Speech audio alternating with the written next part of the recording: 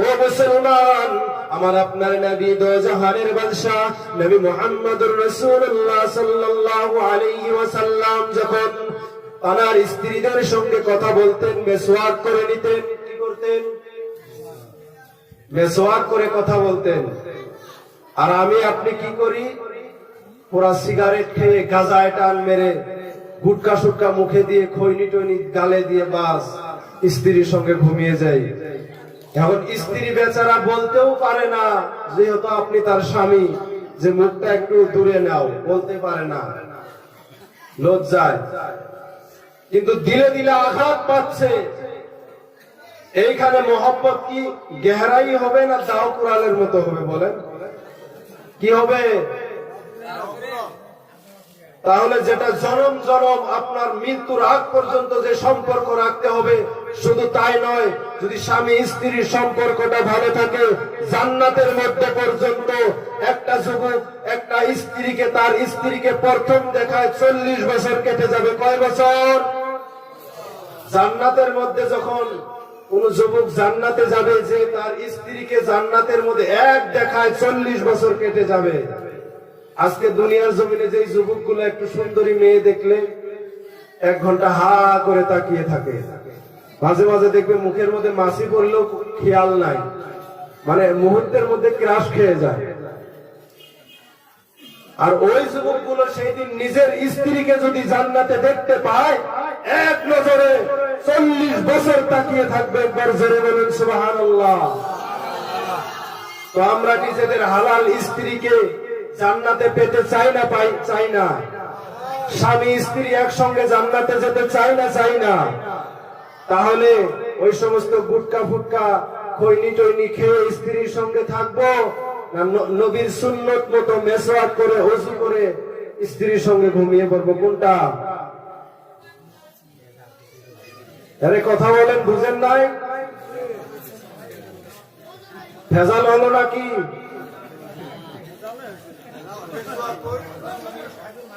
প্রিয় মুসলমান, এই ধূমপান করাটা হচ্ছে স্বাস্থ্যের পক্ষে ক্ষতিকর। এমনকি হাদিস শরীফের মধ্যেও এই বিড়ি সিগারেটটাকে মাকরুহে তাহরিমি বলা হয়েছে। যদিও এটা হারামের কাছাকাছি, মাকরুহে তাহরিমি সরাসরি হারাম নয়, তবুও এই জিনিসটা যদি একবার খান, একটা টান দেন বিড়ির মধ্যে, আপনার 40 দিন পর্যন্ত নামাজ কবুল হবে না। আর আপনি রাত্রিবেলায় বিড়ি খেলেন, সকালবেলা যদি আপনার মরণ হয়ে যায়, সকালবেলায় যদি আপনার জান্নাত মসজিদের মাইকে এলান হয়ে যায়, অমুক গ্রামের অমুক মানুষটা চিরদিনের জন্য দুনিয়ার মায়া ত্যাগ করে বিদায় নিয়েছেন, ইন্না লিল্লাহি ওয়া ইন্না ইলাইহি রাজিউন। বলুন বলুন, সেই কবরের মধ্যে যদি আপনার মুখ থেকে বিড়ির দুর্গন্ধ বাহির হয়, যদি আপনার শরীর থেকে বিড়ির দুর্গন্ধ বাহির হয়, বলেন বলেন, আপনার কবরের মধ্যে কি মুনকির নাকির সওয়াল করতে আসবে না সরাসরি আযাবের ফেরেশতা আসবে? প্রিয় মুসলমান, কোনোভাবেই আপনার রেহাই নাই। যদি আপনি ঈমান হারিয়ে মরেন, যদি নিশাকৃত অবস্থায় মরে যান, নিশ্চিত আপনি বেঈমান হয়ে মরবেন। কারণ 3টা কারণে মানুষের ঈমান চলে যায়। তার মধ্যে 1 নম্বর কারণ হলো, যেই ব্যক্তিটা জিনা করে, জিনা করা অবস্থায় তার ঈমান চলে যায়। 2 নম্বর কারণ হলো, মদ পান করা অবস্থায় তার ঈমান চলে যায়, নিশা করা অবস্থায় তার ঈমান চলে যায়। আর যখন কোনো ব্যক্তি গান বাজনায় লিপ্ত হয়ে যায়, ওই সময় তার ভিতর থেকে ঈমানটা বাহির হয়ে চলে যায়। ওই সময় যদি আবার আপনার জীবনের শেষ সময়টা হয় রে মুসলমান, ওই সময় যদি আপনার জীবনের শেষ মুহূর্তটা হয়, ওই সময় যদি আজরাইল এসে আপনার কাছে হাজির হয়ে যায়, 1 সেকেন্ড সময় আপনাকে দেবে না, 1 মুহূর্ত টাইম আপনাকে দেবে না, সঙ্গে সঙ্গে আপনার জানটা বাহির করে নিয়ে যাবে। আর তখন আপনি ঈমান হারিয়ে মরে যাবেন। ঈমান হারিয়ে যখন মৃত্যুবরণ করবেন, সরাসরি আপনার কবরের মধ্যে জাহান্নামের ফেরেশতা এসে আযাব শুরু করে দিবে।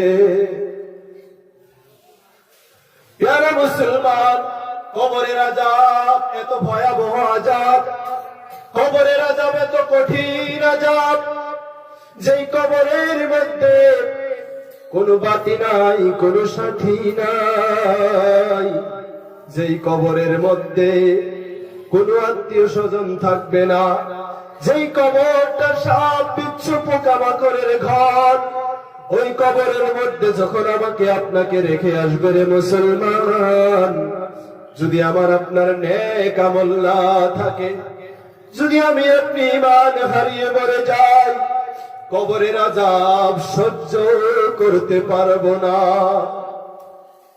কেমন করে আমি দুনিয়ার জমিনে জঘন্যতম একটা নাপাক বস্তুকে খেয়ে নিজের ঈমানকে কমজোর করতেছি, নিজের কলবটাকে নাপাক করে দিচ্ছি রে মুসলমান। প্রিয় মুসলমান, আমি আপনাদেরকে খেতে নিষেধ করব না, আপনারা খান, যত পারেন নেশা করেন, যদি কবরের আযাব সহ্য করতে পারে। আপনারা যত পান খান, যদি জাহান্নামের আযাব সহ্য করতে পারো রে মুসলমান, পারবে? সহ্য করতে পারবে? ও মুসলমান, একটু বিবেক লাগান, একটু বুদ্ধি লাগিয়ে চিন্তা করুন। দুনিয়ার জমিনে আল্লাহ পাক আমাকে আপনাকে নিজের মন মতো চলার জন্য পাঠায়নি। দুনিয়ার জমিনে চলতে হলে আল্লাহর হুকুম, নবীর আদর্শ, সাহাবাদের আদর্শ নিয়ে চলতে হবে। দুনিয়াটা মন মতো চলার জায়গা নয় রে মুসলমান। তাই সময় থাকতে সতর্ক হয়ে যান, সময় থাকতে হুঁশিয়ার হয়ে যাও। ও মুসলমান, যেই দিন আপনার জীবনের শেষ সময়টা এসে যাবে, যেই দিন আপনার আমার আপনজন মানুষগুলো আমার লাশটা কবরের মধ্যে নিয়ে যাবে, যখন আমার আপনার লাশ সাদা কাফনে প্যাকেট করে দিয়ে চারজন যখন কাঁধে করে নিয়ে কবরের দিকে যাবে, আর মুর্দা চিৎকার করতে থাকবে, ও ভাই আমাকে কোথায় নিয়ে যাও, কোথায় নিয়ে যাও। মুর্দার চিৎকার কেউ শুনবে না। ওই সময় মুর্দা অসহায় হয়ে বলবে, আহারে, এরা কি আমাকে দুশ্মনী করে কবরের মধ্যে নিচ্ছে। এই কথা মুর্দা বলবে, আর চিন্তা করে দেখবে, না, যারা আমার খাটলি ধরেছে, যারা আমাকে কাঁধে করে নিয়ে কবরের দিকে যাচ্ছে, এরা অন্য কেউ নয়, এরা আমারই আপনজন, আমারই ভাই, আমারই বাবা, আমারই চাচা, আমারই আত্মীয় স্বজন। এরা আমাদেরকে কেমন করে দুশ্মনী করে কবরে নিতে পারে? এরা আমাকে দুশ্মনী করে কবরে নিচ্ছে না, এটা আল্লাহর বিধান, আল্লাহর ডাক পড়েছে, তাই তোমাকে কবরে নিয়ে যাওয়া হচ্ছে। যখন নিজের আপনজনগুলো কবরের মধ্যে রেখে দিয়ে বাস বিছাতে থাকে, মুর্দা চিৎকার করে, আমাকে একা কবরে রেখে যেও না, আমি এই কবরের মধ্যে একা থাকতে পারবো না, আমি এই কবরের মধ্যে একা থাকতে পারবো না, আমাকে ছেড়ে যেও না। মুর্দার চিৎকার কেউ শুনতে পারবে না রে মুসলমান। সর্বশেষে কবরের মধ্যে যখন বাস বিছানো হবে, দুইজন ব্যক্তি যখন কবরের মধ্যে বাস বিছাবেন, মুর্দা ভাববেন, এই বাস বিছানেওয়ালা ব্যক্তিগুলো বুঝি আমার সঙ্গে থাকবে। মুর্দা দেখবে, না, সর্বশেষে বাস বিছানেওয়ালা ব্যক্তিগুলো যখন কবর থেকে উঠে চলে আসবে, মুর্দা অসহায় হয়ে পড়বে আর চিৎকার করবে, অথচ মুর্দার চিৎকার কেউ শুনবে না, শুনবে না।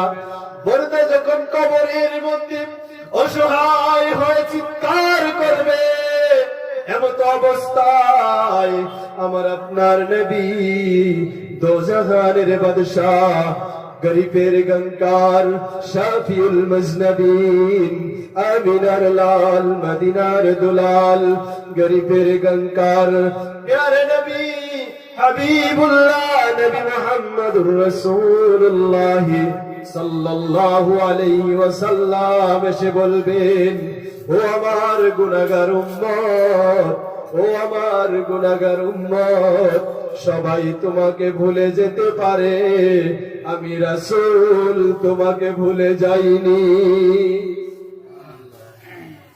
সবাই তোমাকে ছেড়ে চলে যেতে পারে, আমি নবী তোমাকে ছেড়ে যাব না। ও মুসলমান, আজকে সেই নবীর মহব্বত, সেই নবীর ভালোবাসা, সেই নবীর অনুসরণ ছেড়ে দিয়ে কোথায় ঘুরতেছ রে মুসলমান? কোন নেতার পিছনে জীবন শেষ করে দিচ্ছ? কার পিছনে স্লোগান দিয়ে গলার শিরা বসিয়ে ফেলতেছ রে মুসলমান? যেই নেতার পিছনে ছুটলে, যেই নেতার জন্য নিজের জীবনকে যদি কুরবান করে দেওয়া হয়, সেই নেতার জন্য যদি নিজের জীবনটাও দিয়ে দেওয়া হয়, দুনিয়া আখিরাত কামিয়াবি নিশ্চিত, আমি আপনি জান্নাতি হয়ে যেতে পারবো। আজকে সেই নেতার পিছনে ছুটতে চাই না, সেই নবীর পিছনে আমরা যেতে চাই না, সেই নবীর অনুসরণকে আমরা করতে চাই না। সেই নবীকে ভুলে গিয়ে, নবীর কলিজায় আঘাত দিয়ে নবীর উম্মত দাবি করে, নবীর সুন্নতের খিলাফ মুসলমান ঘুরে বেড়াচ্ছে, নবীর সুন্নতের খিলাফ করে মুসলমান ঘুরে বেড়াচ্ছে। মুসলমান নবীর দেওয়া আদর্শ অনুযায়ী, নবীর হুকুম অনুযায়ী পোশাক পরিধান করতেছে না, নবীর হুকুম অনুযায়ী চলাফেরা করতেছে না। বলুন বলুন, কেমন করে আমরা সেই নবীর কাছে প্রিয় হতে পারবো? কেমন করে মুসলমান এত স্বার্থপর হতে পারে? যেই নবী কবরের মধ্যে আপনাকে সাড়া দেবেন, যেই নবী হাসরের ময়দানে আমাকে আপনাকে সাড়া দেবে, যেই নবী ফুলসিরাতের কিনারায় উম্মতের জন্য কাঁদবে রে মুসলমান। ও মুসলমান, হাসরের ময়দানটা এমন একটা ভয়াবহ ময়দান, যেই ময়দানের মধ্যে মানুষগুলো শুধু নফসি নফসি করতে থাকবে। সূর্যটা মাথার আধা হাত উপরে এসে যাবে, সূর্যের 12টা মুখ হয়ে যাবে, সূর্যের তাপে মানুষের মাথার মজকগুলো গলে গলে জমিনের মধ্যে পড়তে থাকবে। মানুষের শরীরের পাসিনার মধ্যে মানুষ সাঁতার কাটতে থাকবে। এই কঠিন মুসিবতের দিনে মানুষগুলো অসহায় হয়ে বলবে, ইয়া নফসি ইয়া নফসি, ওগো রব্বুল আলামিন আল্লাহ, তুমি আমাদেরকে বিচার করে জাহান্নাম হয় জাহান্নাম দিয়ে দাও, জান্নাত হয় জান্নাত দিয়ে দাও। কিন্তু এই হাসরের ময়দানের আযাব আমরা সহ্য করতে পারছি না। ও মুসলমান, পবিত্র কোরআন সাক্ষী দেয়, আল্লাহ তাআলা কোরআনুল কারীমের 30 নম্বর পারায় পরিষ্কার ভাবে সূরা আবাসায় জানিয়ে দিয়েছেন, ইয়াউমা ইয়াফিরুল মারউ মিন আখিহি ওয়া উম্মিহি ওয়া আবিহি ওয়া সাহিবাতিহি ওয়া বানিহি। সেই কঠিন মুসিবতের দিনে আপনাকে আপনার বাবা পরিচয় দেবে না, মা পরিচয় দেবে না, ভাই পরিচয় দেবে না, বোন পরিচয় দেবে না। সবাই আপনার কাছ থেকে দূরে চলে যাবে। মানুষগুলো অসহায় হয়ে আল্লাহকে বলবে, আল্লাহ তুমি হাসরের ময়দানের বিচার শুরু করে দাও। আল্লাহ পাক মানুষের ডাকের মধ্যে 50,000 বছর পর সাড়া দিবে। কয় হাজার বছর? হাসরের ময়দানে মানুষ চিৎকার করবে, আল্লাহ সাড়া দেবে না। 50,000 বছর পর একবার বান্দার ডাকে সাড়া দিবেন। এমতো অবস্থায় হাসরের ময়দানের মানুষগুলো অসহায় হয়ে তারা তাদের নবী আদমের কাছে যাবে। নবী আদমের উম্মত গুলো আদম আলাইহিস সালামের কাছে যাবে, গিয়ে বলবে, ও আমার নবী আদম, তুমি আল্লাহর কাছে আমাদের জন্য একটু সুপারিশ করো, আমরা আর এই আযাব সহ্য করতে পারছি না। নবী আদম বলবে, না না না না না, আমি আল্লাহর একটা হুকুম অমান্য করেছিলাম, আমি আল্লাহর হুকুম অমান্য করেছি, গন্ধম ফল খেয়েছিলাম, এর জন্য আমি আদম লজ্জিত আছি, আল্লাহর কাছে সুপারিশ করতে পারবো না। এমনি ভাবে নবী ঈসা আলাইহিস সালামের উম্মত গুলো ঈসা নবীর কাছে গিয়ে বলবেন, ও আল্লাহর নবী ঈসা, আল্লাহর কাছে একটু বলে দাও, আল্লাহ যাতে আমাদের বিচারটা তাড়াতাড়ি শুরু করে, আমাদের জন্য একটু সুপারিশ করো। নবী ঈসা বলবে, না না না, আমি লজ্জিত আছি, কারণ খ্রিস্টান ধর্মের মানুষেরা, ইহুদিরা আমাকে আল্লাহর বেটা বলে আখ্যায়িত করেছে, আমি লজ্জিত আছি, আমি পারবো না। এমনি ভাবে নবী ইব্রাহিমের কাছে মানুষ গিয়ে বলবে, ও আমাদের নবী ইব্রাহিম, তুমি তো আল্লাহর খলিল, একটু বলো আল্লাহর কাছে বলো আমাদের সুপারিশ করার জন্য, আমাদের জন্য একটু সুপারিশ করো। নবী ইব্রাহিম আলাইহিস সালাতু ওয়াস সালাম বলবেন, ও আমার উম্মতেরা, শোনো, আমি লজ্জিত আছি, আল্লাহর কাছে সুপারিশ করতে পারবো না। এইরকম ভাবে প্রত্যেকটা নবীর উম্মত গুলো তাদের নেতার কাছে গিয়ে, তাদের নবীর কাছে গিয়ে সুপারিশ করতে বলবে। কোন নবী সেই দিন সুপারিশ করতে পারবে না। সর্বশেষে আমার আপনার নবী জনাবে মুহাম্মদুর রাসূলুল্লাহ, সকলে বলুন সাল্লাল্লাহু আলাইহি ওয়াসাল্লামের কাছে গিয়ে যখন বলবেন, ও নবী মুহাম্মদ, তুমি আমাদের জন্য একটু আল্লাহর কাছে সুপারিশ করো। তখন হাসরের ময়দানে যখন মানুষগুলো নাফসির আলামত শুরু হয়ে যাবে, কোটি কোটি লক্ষ লক্ষ মানুষ যখন নাফসি করবে, বলুন তো দৃশ্যটা কেমন হবে? ভয়াবহ হবে না? তো ওই কঠিন মুসিবতের সময় হঠাৎ করে দেখা যাবে হাসরের ময়দানের এক কোণা থেকে মধুর সুরে একটি আওয়াজ ভেসে আসতেছেন, ইয়া হাবলি উম্মতি, ইয়া হাবলি উম্মতি। হাসরের ময়দানের মানুষগুলো স্তম্ভিত হয়ে যাবে, হাসরের ময়দানের মানুষগুলো থেমে যাবে, আর বলতে লাগবে, কে এই কঠিন মুসিবতের দিনে আমাদের জন্য এত সুন্দর ভাবে কাঁদতেছে, সুপারিশ করতেছে, কে কাঁদতেছে? হাসরের ময়দানের মানুষগুলো স্তম্ভিত হয়ে হাসরের ময়দানে খুঁজতে থাকবে, খুঁজতে দেখা যাবে আমার আপনার নবী মুহাম্মদুর রাসূলুল্লাহ সাল্লাল্লাহু আলাইহি ওয়াসাল্লাম সিজদায় পড়ে উম্মতের জন্য ইয়া হাবলি উম্মতি উম্মতি বলে কাঁদতেছেন, বলতেছেন, ওগো রব্বুল আলামিন আল্লাহ, আমার গুনাহগার উম্মতকে নাজাত দাও, আমার গুনাহগার উম্মতকে নাজাত দাও। সেই মায়ার নবী, দয়ার নবীকে ভুলে আমরা কাকে ভালোবেসে জীবন শেষ করতেছি রে মুসলমান? কার প্রেমে ডুবে গিয়ে জীবন ধ্বংস করতেছি রে মুসলমান? সেই সময় যখন আমার আপনার নবী আল্লাহর কাছে ইয়া হাবলি উম্মতি বলে কাঁদবেন, সঙ্গে সঙ্গে আমার আল্লাহ রাব্বুল আলামিন হাবিবিকে বলবেন, ও আমার হাবিব, ইরফা রাসাক, মাথা তুলো, আমি তোমাকে কাদার জন্য পৃথিবীর জমিনে পাঠাইনি, তোমার দোয়া আমি কবুল করে নিলাম। যাও যাও, তোমার উম্মতকে তুমি বাছাই করে নিয়ে জান্নাতের দিকে চলে যাও।